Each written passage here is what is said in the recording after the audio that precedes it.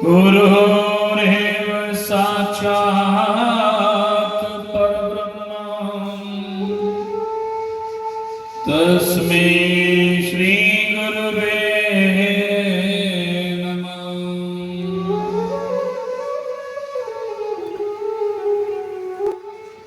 वर्णानाम् अर्थसंज्ञानां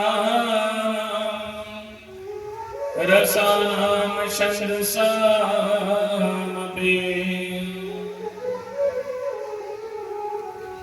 मंगलानां च कर्तारो वन्दवानि विनायको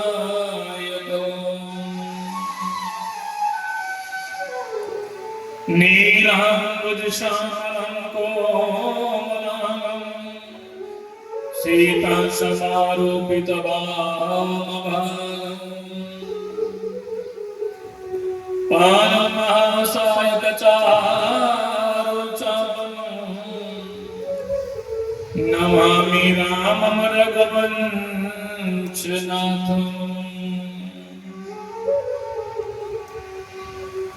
वसुदेवं सुतं देवं कंसचाणूरमर्दनो देवकी परमानन्दं कृष्ण वन्दे जगद्गुरुम्।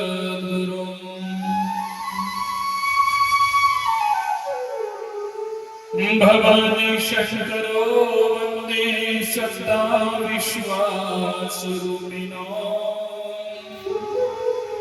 यापि विनाच पश्यन्ते सिद्धस्वान्तस्तमेश्वरम्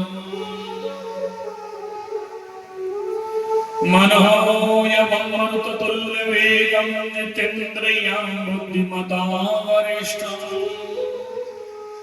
भातात्मजं मानवदूतमुख्यं श्रीरामदूतं शरणं प्रपद्ये। श्री गुरुचरण सरोज रज निज मन मुकुर सुधारी बरनहुँ रघुबर विमल जस जोदायक फलचारि। बंदहो श्री तुलसी के चरण जिनकी लो जग काज कली समुद्र बूढ़त लखायो मरघटयो सप्त जहाज। कोलाहलम शुभदा शांत सर्वदा कुलवर्धन आयुर्वेदं दशोदे कुलदेव नमोस्तुते।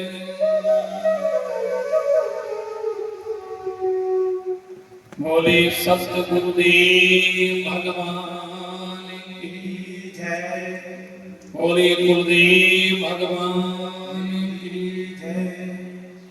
श्री महाशक्ति चंपा शास्त्री महाराज की, श्री बालकृष्ण भगवान की जय। बोले सियावर रामचंद्र भगवान की जय। सबसे ऊंची प्रेम सगाई प्रेम भगवान के साथ जिसने भी प्रेम किया भगवान उसी को मिलते हैं। इसलिए हम ये न सोचें कि हम भगवान को हमने वो 4 पैसे दान कर दिए तो बहुत भगवान खुश हो जाएंगे। अगर हमारे अंदर प्रेम नहीं है, भगवान के प्रति भाव नहीं है, तो याद रखना कुछ नहीं है। भगवान सिर्फ प्रेम और भाव के भूखे हैं। इसका मतलब ये भी नहीं कि हम दान पुण्य नहीं करें, दान पुण्य करें, पर करते समय जो भी भगवान के नाम में कुछ लगाएं और हमारे अंदर प्रेम और भाव होना चाहिए, क्योंकि परमात्मा तो प्रेम और भाव के भूखे हैं। तो इसलिए अब यहाँ पर भगवान शंकर पार्वती को सुना रहे थे। देवी जब भगवान ने जब कहा कि मैं लेन देन भी करता हूँ, आज भी उस भक्त के ऋण से मैं मुक्त हो जाऊंगा, क्योंकि भक्त ने तो पत्थर में से भगवान को प्रकट किया, आज मैं भक्त को ही पत्थर में से भक्त को प्रकट कर दूंगा। तो भगवान ने क्या किया, तो वशिष्ठ अब विश्वामित्र जी ने कहा, राघव तुम अपने चरण के, तुम्हारे चरणों की धूल आती है। तो भगवान ने जैसे ही उसके ऊपर चरण अब ऊपर जैसे करने लगे, गुरुदेव को साथ में खड़ा किया, और जैसे ही भगवान के चरण की रज उसके ऊपर पत्थर की शिला पर पड़ी, और वही पत्थर की जो नारी थी वो आकार करके हाथ जोड़ खड़ी थी, और उसी समय प्रत्यक्ष रूप में खड़ी होगी और भगवान की स्तुति करने लगी। बोले राघवेंद्र सरकार की जय, बोलिए सिया रामचंद्र भगवान जय। तो मेरे राम जी ने क्या किया, देखो पत्थर की सिर्फ उस खाली रज, उस पत्थर की नारी शिला पर सिर्फ रज स्पर्श होते ही वो पत्थर की नारी जो थी ना पत्थर के आकार में प्रत्यक्ष रूप में खड़ी हो गई, और भगवान की स्तुति करने लगी। अहिल्या भगवान, ये आज भगवान की स्तुति कर रही है, कि आज अहिल्या कह रही है, प्रभु आपने तो मुझ पर कृपा कर दी, क्योंकि मैं सोचती थी कि मुझे जो मेरे पति ने मुझे शाप दिया था, पर उस समय मुझे अच्छा नहीं लगा, पर आज मुझे लग रहा है जो मेरे पति ने मुझे शाप दिया था वो अच्छा किया। क्यों? क्योंकि मुनि शाप जो दीना अतिबल की न परम अनुग्रह मान, देख परी लोचन हरि विमोचन, यह लाभ शंकर जाना। कहती है कि मेरा सौभाग्य है प्रभु, क्या इला कहती है मेरे पति ने जो मुझे शाप दिया था, आज मुझे लग रहा है कि मेरे पति ने अच्छा किया मुझे शाप दिया। अगर शाप नहीं दिया होता तो आज मुझे आपका दर्शन नहीं होता, और आज आपके चरणों की रज मुझे ना मिलती। और कहती है अहिल्या, कहती है प्रभु ये चरण तो आपने मेरे ऊपर है, आपने रखे हैं, आपने तो शंकर भगवान को भी अपने चरण में दिए, शंकर जी को क्या दिया है, अपने चरण को दिया है। क्या दिया है? शंकर जी के सिर में क्या है, जटा में क्या है, भोलेनाथ की जटा में गंगा, और गंगा कहां से निकली है? भगवान के चरणों से निकली है ना। तो भगवान के जब चरणों से जो गंगा निकली है, अहिल्या कहती है प्रभु आपके चरणों से निकली गंगा, तो शंकर को आपने गंगा दी है, अपने चरणों को दिया है, पर आज मैं भाग्यशाली हूँ, खुश नसीब हूँ, मुझे आपका चरणों की धूल मुझे मिल गई आज। बस प्रभु भगवान ने कहा, और भगवान ने कहा मांगो क्या चाहिए। बोले प्रभु मांगना क्या है, बस मैं यही चाहती हूँ, बस आपके चरणों की मुझे थोड़ी सी रज और मिल जाए। और भगवान ने कहा मांगो कुछ। अहिल्या ने कहा प्रभु बस ये दीजिए जो मेरा अस्तित्व जो मिला, जिसके कारण मुझे ये शाप मिला, मैं अपने पति लोग में मेरा पति मुझे फिर स्वीकार कर ले। और भगवान ने कहा तो उसी समय देखा तो कहते हैं भोलेनाथ भगवान शंकर कह रहे हैं देवी, और उसी समय जो है उनके पति जो थे ना गौतम ऋषि ने देखा विमान सजा हुआ आया, और अहिल्या अपने पति के साथ पति लोग में गौतम ऋषि के साथ सीधे विमान पर बैठकर चले गई। बोली राघवेंद्र सरकार की जय। आज प्रभु ने अहिल्या का उद्धार कर दिया, संतों अहिल्या का उद्धार किया। और भगवान को लगा कि मैंने एक उस ऋषि पत्नी जो थी जिसके ऊपर मैंने अपनी चरण किए हैं, चरण स्पर्श किए, जन्म मैंने लगाए हैं, भगवान को लगा मुझे गुरुदेव मुझे लगता है मैंने मुझसे अपराध हुआ है। देखो भगवान अपराध तो नहीं है, पर भगवान कह रहे हैं कि जब अब मुझे गंगा स्नान भी करना चाहिए, कभी हमसे कोई गलती हो जाती है ना तो फिर हम बोलते हैं गंगा में है, हम गंगा स्नान करने के लिए इसका प्रायश्चित करने के लिए जाते हैं। पर भगवान तो उनको क्या, भगवान कह रहे हैं कि आप तो चलते हैं गंगा मैया का स्नान करेंगे थोड़ा सा, क्योंकि ऋषि पत्नी है गौतम की है और ब्राह्मण की नारी पर मैंने अपना चरण रखा। तो विश्वामित्र जी कहते हैं राघव तुम ऐसा क्या सोच रहे हो, पर भगवान तो लीला कर रहे हैं। और भगवान आगे चले अपने गुरुदेव के साथ चल रहे हैं, कहाँ पे आगे जा रहे हैं, और कहाँ चले गए भगवान राम जी चल रहे हैं, आगे गुरुदेव चल रहे हैं, और पीछे पीछे राम लक्ष्मण जी चल रहे हैं। और गोस्वामी जी लिखते हैं चले राम लक्ष्मण, चले राम लक्ष्मण मुनि संगा, चले मुनि संगा, चले राम लक्ष्मण मुनि संगा, चले राम जग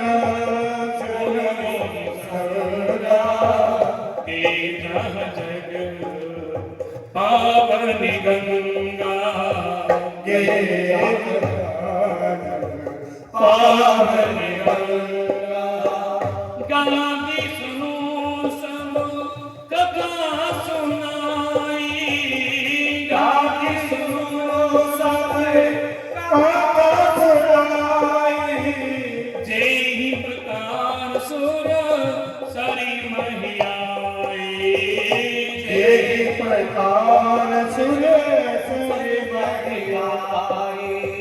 श्री राम जय राम जय जय राम, श्री राम जय राम जय जय राम, श्री राम जय राम जय जय राम, श्री राम जय राम जय जय राम, श्री राम जय राम जय जय राम, श्री राम जय राम जय जय राम।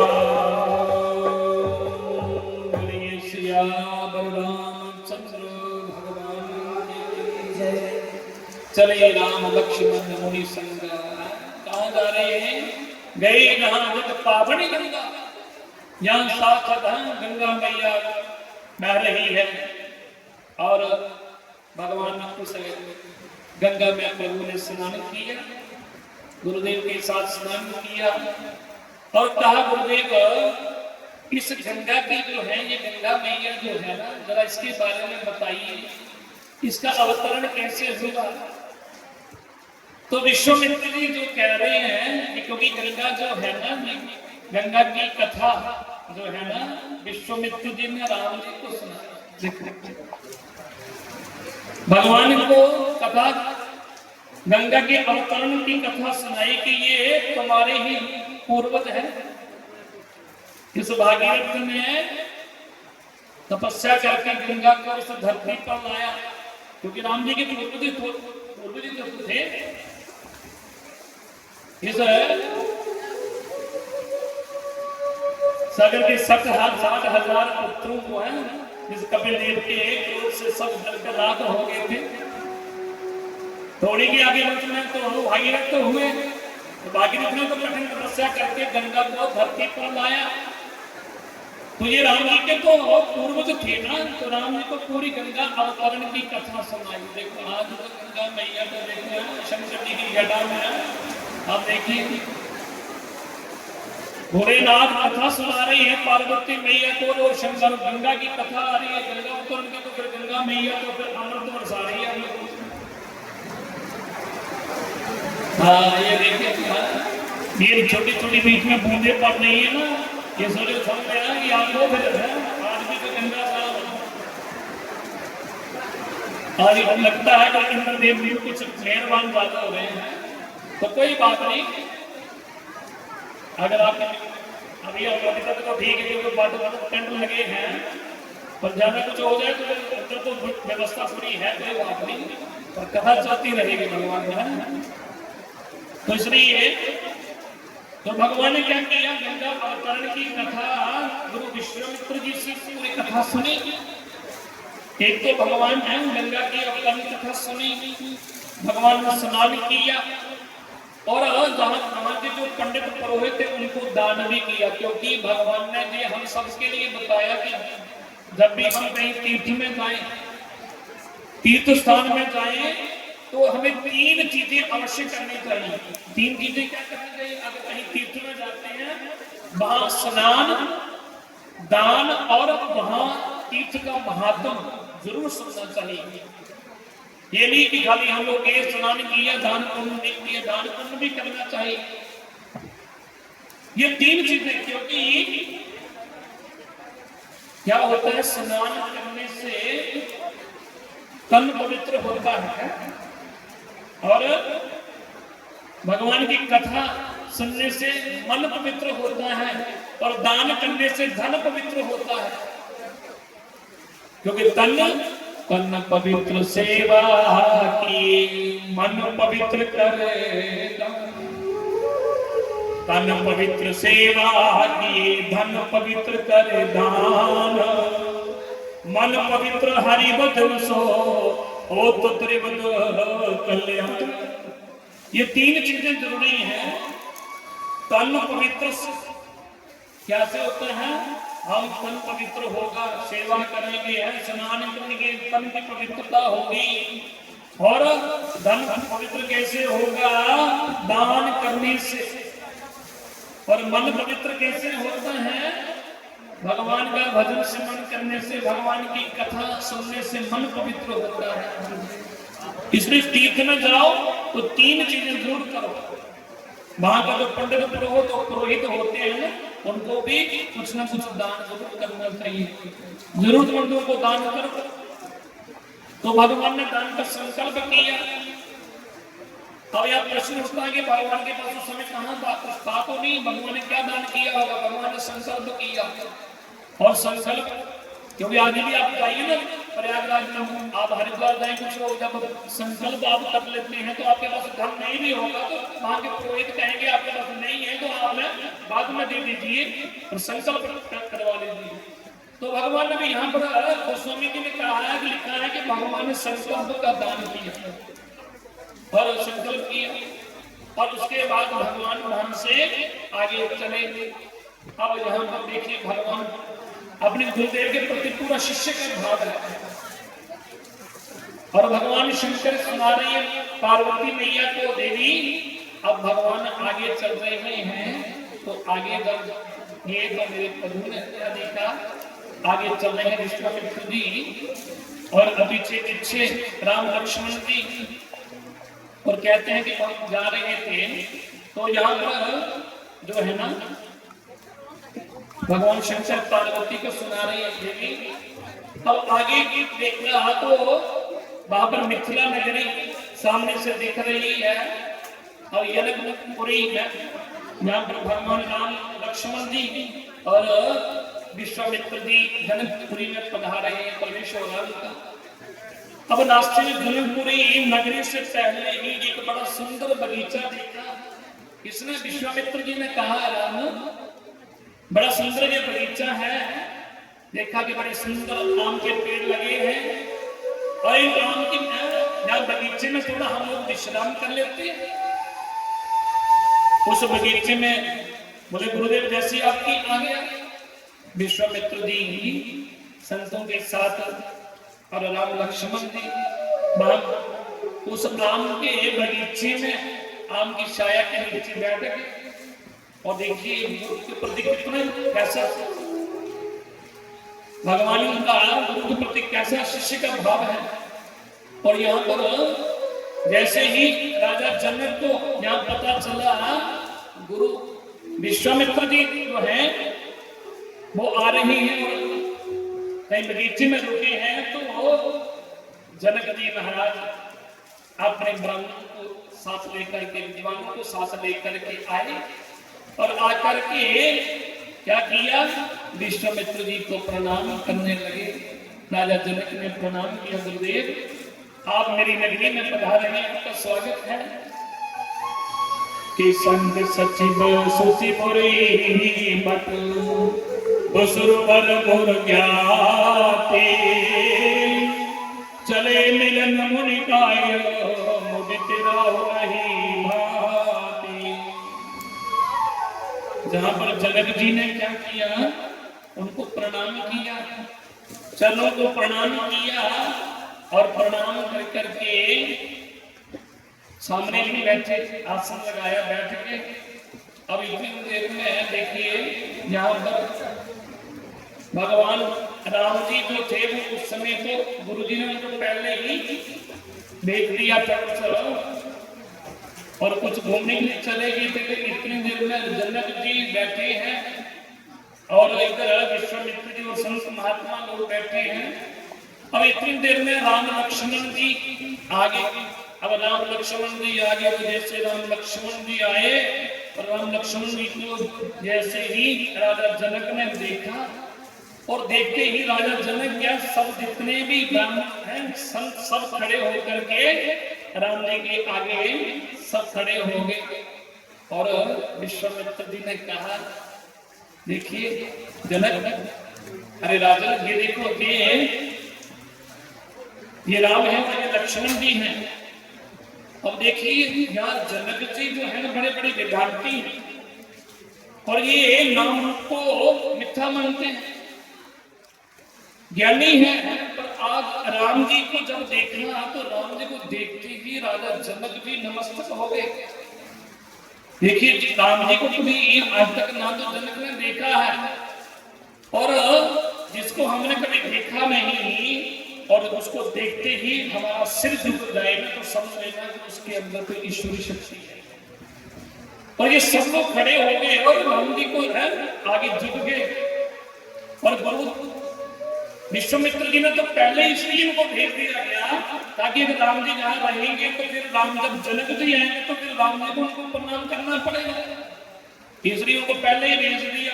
यहाँ थोड़ा बोला और ताकि जब जनक जी आ जाएंगे तो फिर इनको देखकर सबको है राम जी को प्रणाम करना पड़ेगा। तो इसलिए राम जी के पास में आए, गुरुदेव को प्रणाम किया और पास में बैठाया। अब यहाँ पर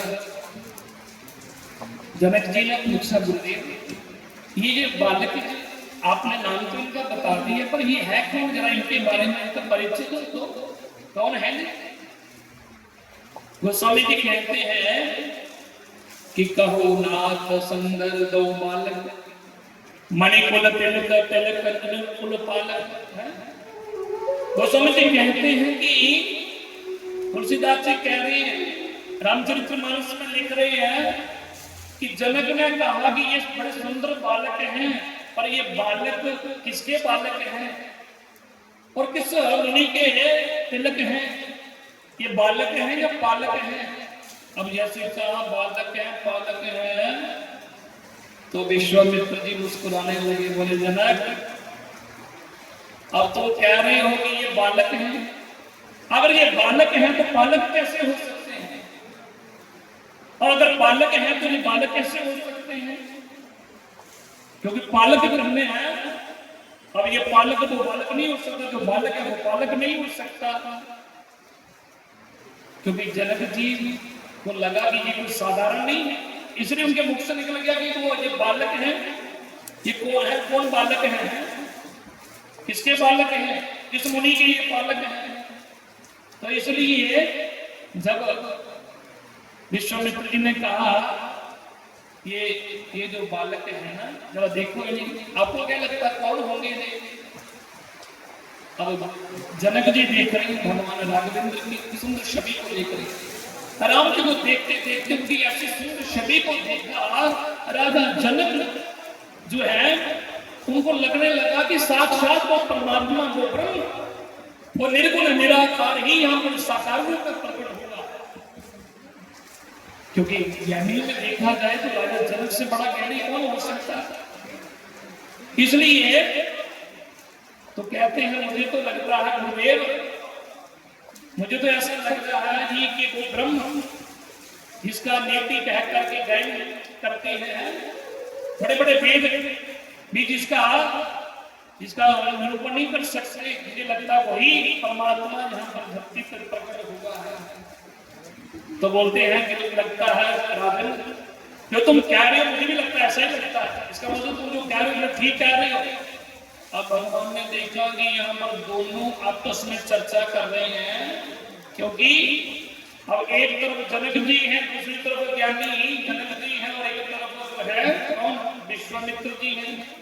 अब जब दो ज्ञानी आपस में मिल जाते हैं तो भगवान को क्या, दो ज्ञानी आपस में मिलते हैं तो फिर भगवान को लगता है हम परेशानी है तो हमारी ज्ञान हमारी चर्चा करेंगे। इसलिए मेरे प्रभु ने क्या किया, दोनों को देख करके थोड़ा मुस्कुराने लगे। राम जी की मुस्कुराहट को देखते ही भगवान ने अपनी माया का पर्दा आगे डाल दिया और विश्वामित्र जी ने तब कह दिया क्या? गोस्वामी जी कहते हैं, विश्वामित्र जी क्या कह रहे हैं कि रघुकुल मणि दशरथ के गाए, रघुकुल मणि दशरथ के गाए, मम हित लागी हरेश कसाए, मम हित लागी हरेश कसाए। कहते हैं कि कहते हैं जनक ये कौन है बता? रघुकुल मणि दशरथ के गाए, ये रघुकुल राजा दशरथ के ये दो राजकुमार हैं, राम लक्ष्मण, ये दोनों राजा जनक के पुत्र हैं। राजा जनक ने देखा, मन में विचार आया, ऐसे पुत्र तो मेरे घर होने चाहिए थे, क्योंकि इनका मैं ज्ञानी पर राजे के घर है। पर मन में विचार किया कि कितने सुंदर बालक हैं, पर पुत्र तो नहीं मेरे बन सकते। पर मन में भाव आया, जो मेरे स्वयं पर रचा है, अगर यही मेरा दामाद बन के मेरा दामाद बन जाए, क्योंकि दामाद भी तो पुत्र ही होता है। राजा जनक के मन में भाव आया। अब राजा जनक ने कहा, गुरुदेव ये आप अकेले आए होते तो मैं आपके लिए कोई कुटिया बनवा देता, पर आपके साथ ये राजा दशरथ के जो है दो पुत्र राजकुमार आए हैं, तो आप ऐसा कीजिए, मेरे राजमहल में चलिए और राजमहल में वहां पर आप विश्राम कीजिए। तो विश्वामित्र जी ने कहा चलिए फिर। अब विश्वामित्र जी चले, आज यहाँ पर राजा जनक के राजमहल में प्रवेश करने लगे। अब यहाँ पर जनक जी ने क्या किया, चलेगी कहां पे? मां जानकी का जो भवन था ना, सीता का भवन था। अब सीता को कहने लगे, बिटिया आज हमारे यहाँ कुछ मेहमान आए हैं और कुछ दो राजकुमार आए हैं, आज तुम ऐसा करो, तुम अपनी माँ के विश्राम उसी कक्ष में तुम विश्राम करो, और आज तुम्हारे ही भवन में जो हमारे यहाँ अतिथि आए हैं ना, वो तुम्हारे ही भवन में रुकेंगे। अब देखिए, मां जानकी सीता चलेगी मां के भवन में, और जानकी के भवन में राम लक्ष्मण जी जहां पर विश्राम कर रहे हैं। और ये भक्ति का भवन है समझो, जहां पर भगवान विश्राम कर रहे हैं। जानकी कौन है? भक्ति। और देखिए भगवान कहां विश्राम करते हैं? भक्ति के भवन में। क्योंकि भक्ति जब जहां जिसके हृदय में भक्ति आती है तो वहीं तो भगवान आते हैं। तो इसलिए आज ये भक्ति जानकी का भवन है। और जनक जी जानते हैं कि जानकी जो भक्ति है, इसलिए जानकी जी का ही भवन में राम लक्ष्मण जी को वहां पर विश्राम के लिए वो उसी भवन में गए। और राम लक्ष्मण जी दोनों जो हैं यहाँ पर विश्राम कर रहे हैं। और विश्राम कर रहे थे तो भगवान यहाँ पर शाम का वक्त था, तो कहने लगे, गुरुदेव अब यहाँ पर लक्ष्मण जी के मन में इच्छा हो रही है कि हम जरा मिथिला नगरी को जरा देखा। मिथिला नगरी क्योंकि हमने तो जनक नगरी देखी नहीं है। अब लक्ष्मण जी तो कुछ बोल नहीं सकते हैं, तो राम जी समझ गए कि लक्ष्मण जी की इच्छा है कि मिथिला नगरी देखी जाए, थोड़ा घूम फिर लिया जाए। दूसरी राम जी ने क्या कहा, देव को कहने लगे, गुरुदेव लक्ष्मण की इच्छा है, जरा वो नगर देखने की इच्छा है। तो विश्वामित्र जी ने कहा, अगर लक्ष्मण की नगर देखने की इच्छा है तो कोई बात नहीं, हम किसी को भेज देते हैं, तो लक्ष्मण जी को घुमा फिरा करके ले आएंगे। गुरुदेव ने कहा कोई बात नहीं, आप जाइए। गुरुदेव ने आज्ञा दे दी। अब राम लक्ष्मण जी दोनों मिथिला नगरी में प्रवेश कर गए। श्री राम जय राम जय जय राम, हे राम जय राम जय जय राम, श्री राम जय राम जय जय राम श्री राम जय राम जय जय राम श्री राम जय राम जय जय राम श्री राम जय राम जय जय राम। तो यहाँ पर भगवान जो है राम लक्ष्मण दोनों जा रहे हैं कहाँ पे, उसी नगरी में, मिथिला नगरी, जनक की नगरी में। अब यहाँ पर जनक नगरी में यहाँ सबको पता पहले ही चला गया था कि कोई संत के साथ विश्वामित्र जी के संग में दो बड़े सुंदर राजकुमार आए हैं। अब यहाँ पर सब जितने भी लोग हैं ना, सब राम जी को देखने के लिए रास्ते में खड़े हैं।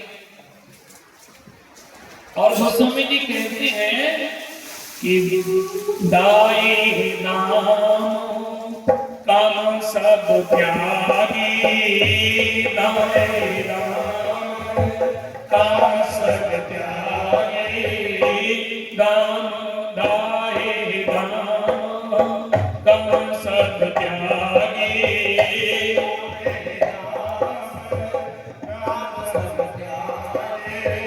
मन मूरत लोट मिलागी, मन मूरत लोट मिलागी।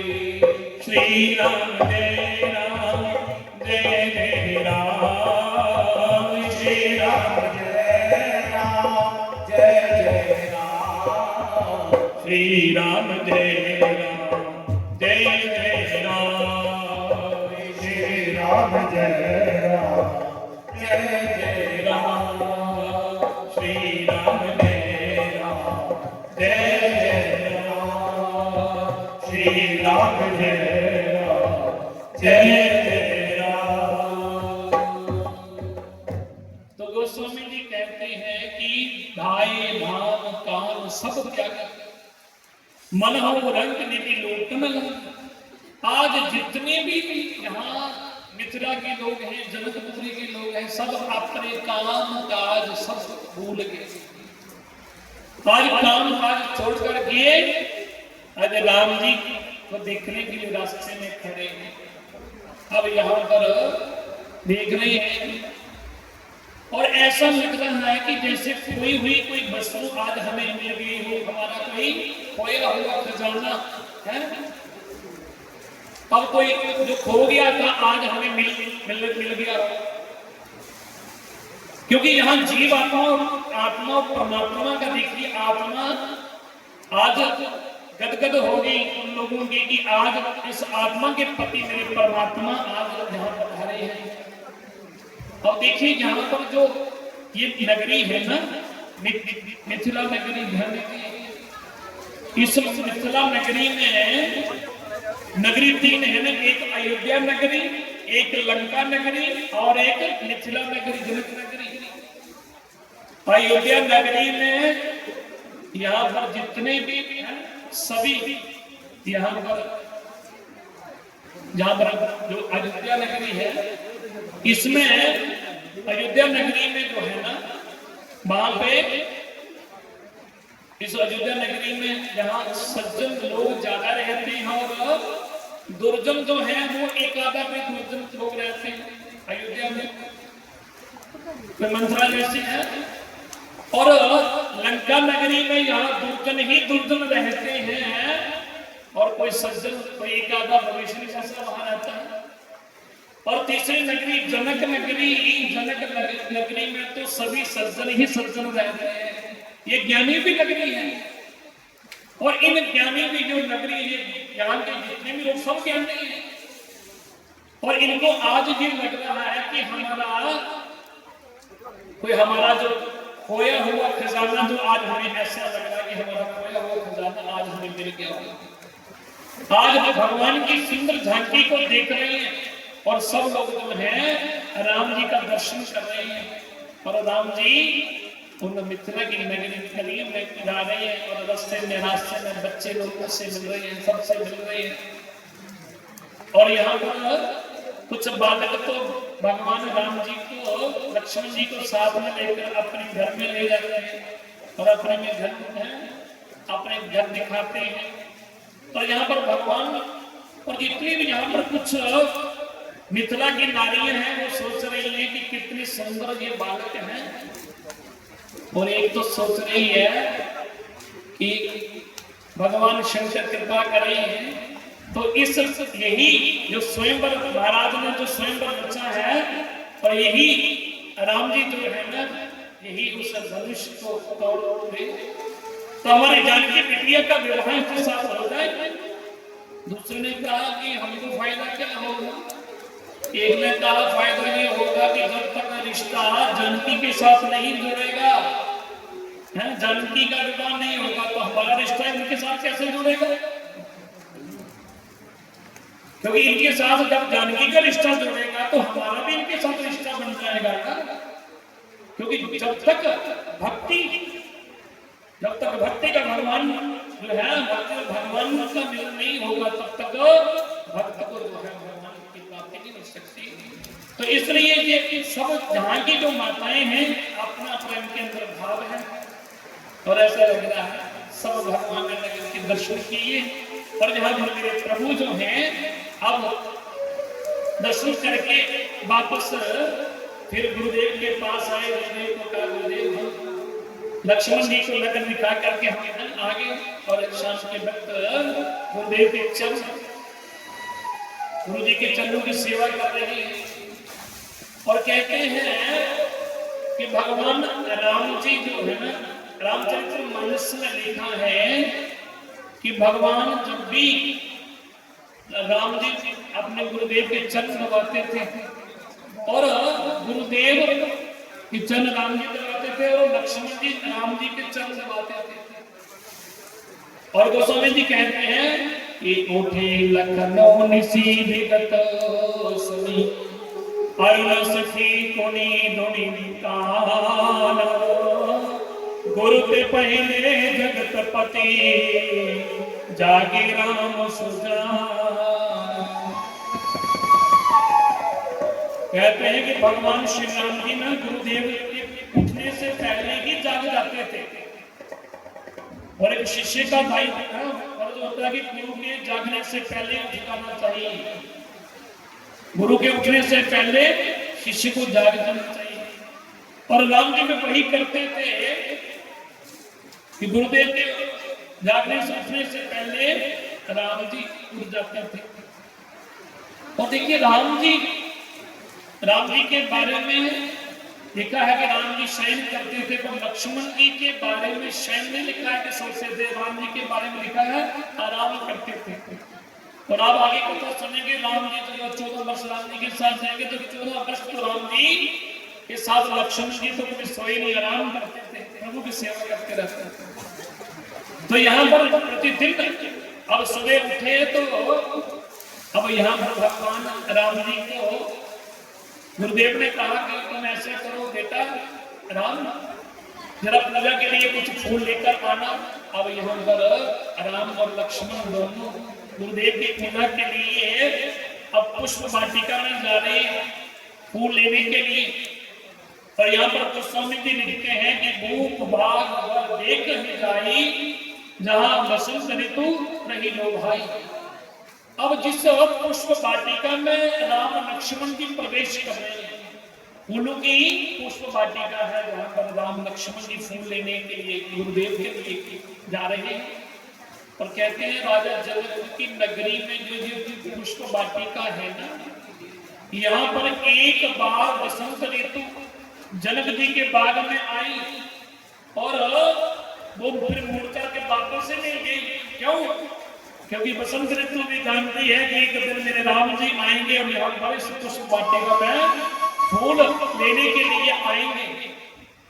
इसलिए गोस्वामी जी ने लिखा है जहाँ बसंत ऋतु नहीं रही भाई, यहाँ पर बसंत ऋतु आई दोबारा तो गई नहीं। और यहाँ पर बड़े सुंदर सुंदर फूल खिले हैं। राम लक्ष्मण जी पुष्प वाटिका में प्रवेश होगा। अब यहाँ पर राम लक्ष्मण जी दोनों गए, वहां पर देखा तो उस फूलों के बगीचे में तो कोई दिख नहीं रहा। और यहाँ तो कोई दिख नहीं रहा, राम जी ने इधर दिख रहे हैं उधर दिख रहे हैं पर कोई दिख नहीं रहा। और राम जी तो देख रहे हैं, कोई दिखे तो हम उनको पूछे कि हम फूल लेने के लिए आए। कोई आज का व्यक्ति होता तो फूल तोड़ कर ले जाता है, पर राम जी देख रहे हैं कि पहले पूछना पड़ेगा। और इतनी देर में उस वाटिका में एक माली सामने से दिखा। राम जी ने कहा, और राम जी ने जब उनको कहा, हाथ जोड़े बोले भैया ऐसा है, हम कुछ फूल लेने के लिए आए हैं, हमें फूल मिलेंगे क्या? माली ने कहा अरे हाँ क्यों नहीं, आप लीजिए ना, मैं आपको तोड़कर देता हूँ। भगवान ने कहा नहीं नहीं, आपको तोड़ने की जरूरत नहीं, हम गुरुदेव की पूजा के लिए फूल अपने ही हाथों से तोड़ेंगे। तो माली ने कहा प्रभु आप आइए आइए। और यहाँ पर पुष्प वाटिका में मेरे राम लक्ष्मण जी क्या कर रहे हैं, उसमें बड़े सुंदर सुंदर फूल अपने हाथों से जो है ना वो तोड़ रहे हैं। अब यहाँ पर क्या किया, फूल तोड़ करके अब जाने लगे। और यहाँ पे जो है ना कहते हैं कि हम भगवान ने फूल लेकर करके आगे और आगे बढ़े तो कितनी देर में वहां पर देखा कि वहां पर मां जानकी का प्रवेश हो रहा है। माता जानकी का प्रवेश हो रहा है।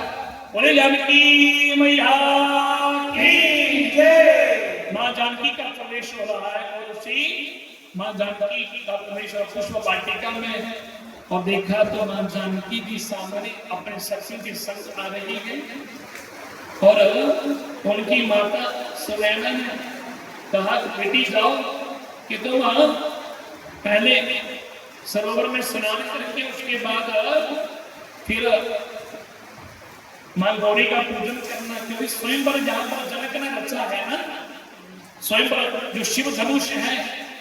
और यहाँ पर जितने बड़े बड़े राजा महाराजा सब लोगों को बुलाया है, जो बुलाया है कि स्वयंवर होगा कि जो भी उस धनुष को कंठ चढ़ाएगा, धनुष को तोड़ेगा तो वही जानकी उसी को पति की गुण प्राप्त करेगी। तो श्री में बड़े बड़े जो राजा महाराजा है, सब बड़े बड़े जितने भी राजा सब लोग वहां पर उनको निमंत्रण दिया है। और राम जी ने देखा क्योंकि यहाँ पर माता जानकी जी सोच रही है कि अब किसके और मेरा पति बनेगा। यहाँ पर जब वो जैसे प्रवेश किया, एक सखी ने कहा जानकी को, कहा देवी अरे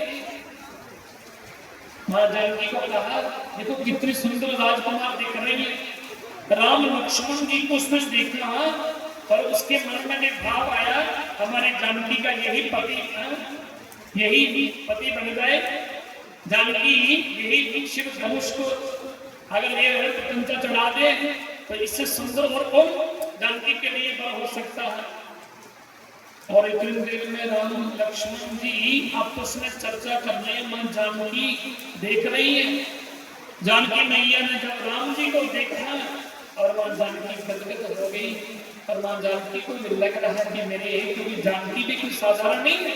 ध्यान दीजिए कि मां जानकी जो है ना सीता राजा जनक की जो पुत्री है, ये कौन है? साक्षात लक्ष्मी का अवतार है। जब राजा जनक जी की भूमि की बेटी है, धरती की बेटी है। राम जनक जब एक बार हम रोक रहे थे ना तो उस भूमि में से एक घड़ा निकला जिसमें जानकी थी और उसी से पृथ्वी, क्योंकि इसलिए भूदेवी इसको कहते हैं, पृथ्वी की बेटी है। दूसरी ये साक्षात लक्ष्मी का अवतार है। और राजा जनक ने भी ये स्वयं पर इसलिए रचा है धनुष, जो इस धनुष को कंचा चढ़ाएगा। क्योंकि जब मां जानकी छोटी थी ना तो कहते हैं कि एक बार जब धनुष रखा था पूजा स्थान में रखा था तो मां जानकी छोटी थी ना, सीता छोटी थी, तो एक बार साफ सफाई करने के लिए मैया छोटी थी तो उसने देखा साफ सफाई झाड़ू लगा रही थी और उस धनुष को ना उसने उठाया और दूसरी तरफ रख दिया। और साफ सफाई करके चले गए। पर कहते हैं कि राजा जनक ने जब देखा कि और मेरे धनुष समक्ष कैसे बैठे हिला, ब्रह्म विद्या के श्रोता और वाले राजा जनक ने आपके हृदय में जानकी को बैठे पूछा, हुए बेटी परम ये पिता धनुष को परमात्मा बोली पिताजी को यहाँ थोड़ा साफ सफाई करनी थी ना, इसलिए वो धनुष को मैंने श्री राम जय राम जय श्री राम जय राम जय जय राम श्री राम जय राम जय जय राम श्री राम जय राम जय जय राम श्री राम जय राम जय जय राम श्री राम जय राम जय धनुष को और इस पत्र इसमें चढ़ाएगा। इसलिए ये स्वयं भारत बताया, जितने सब लोग राजे महाराजे सब लोग आ रहे हैं और यहाँ पर खूब व्यवस्था की गई है। यहाँ पर बड़ी जबरदस्त व्यवस्था राजा जनक ने की है। और यहाँ पर मां जानकी पुष्प वाटिका में राम लक्ष्मण जी को कह रही है, लक्ष्मण ये सामने दिख रहे हो, ये दिख रही है ना, ये सीता है और इसी का स्वयंवर राजा जनक ने रचा है और इसी के लिए स्वयंवर रचा है। और लक्ष्मण जी ने राम जी आपस में चर्चा कर रही है और मां जानकी राम जी की ओर देख रहे, राम जी लक्ष्मण जी की ओर देख रहे, ये मर्यादा है ना। और देखिए यहाँ पर जब राम जी मां जानकी की ओर देखते हैं तो मां जानकी सखियों के साथ वार्ता करने लगती है। और जब पर मन में ही लक्ष्मण जी की जो है राम जी के साथ चर्चा कर रही है।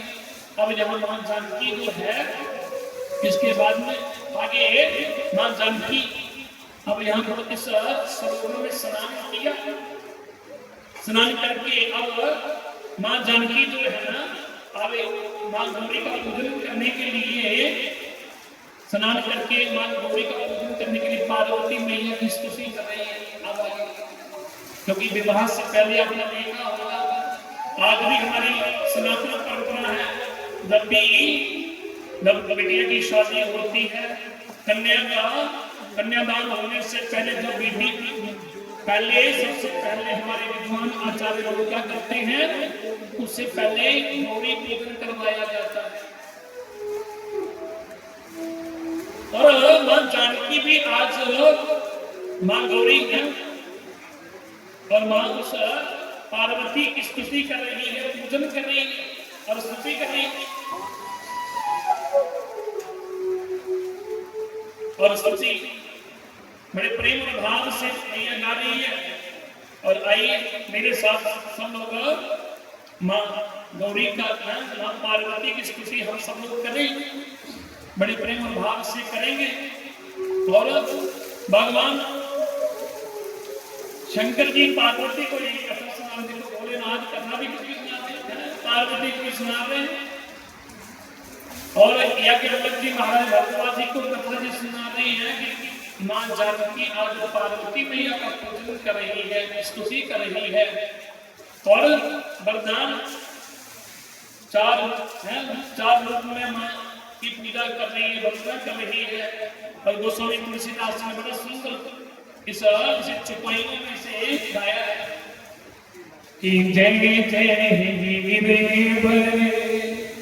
राज किशोरी, जय जय राधे किशोरी, जय जय राधे किशोरी, जय जय राधे किशोरी, जय महेश चंद चकोरी, जय महेश मुख चंद्र चकोरी, जय गजबंदन शरण माता, जय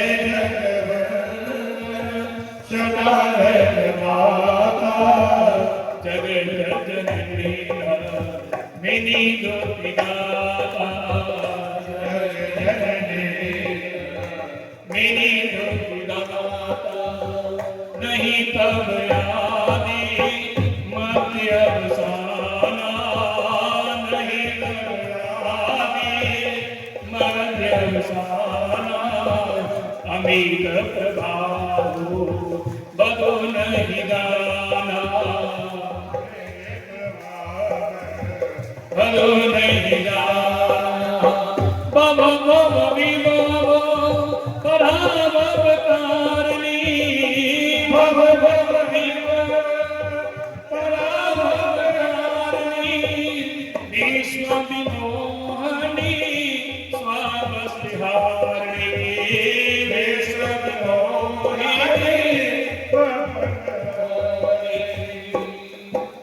पति देवता सुते महो मातु प्रथम रेखा महिमामित सकीर्तनी सहस सारदा सेवक तो ही सुलभ फलचारी सेवक तोहि सुलभ फलचारी हरिदायनी को दारी प्यारी दारी प्यारी देवी पूजी पद कमल तुम्हारे देवी पूजी मत कमल तुम्हारे सुर नर मुनि सब होई सुधारे सुंदर मुनि सब होई सुधारे मोर मनोरथ जान हुनी के मोर मनोरथ जान होने बसो सदा पुर सब ही के बस हो सदायुर पुर सब कीने हूँ प्रगटन कारण ते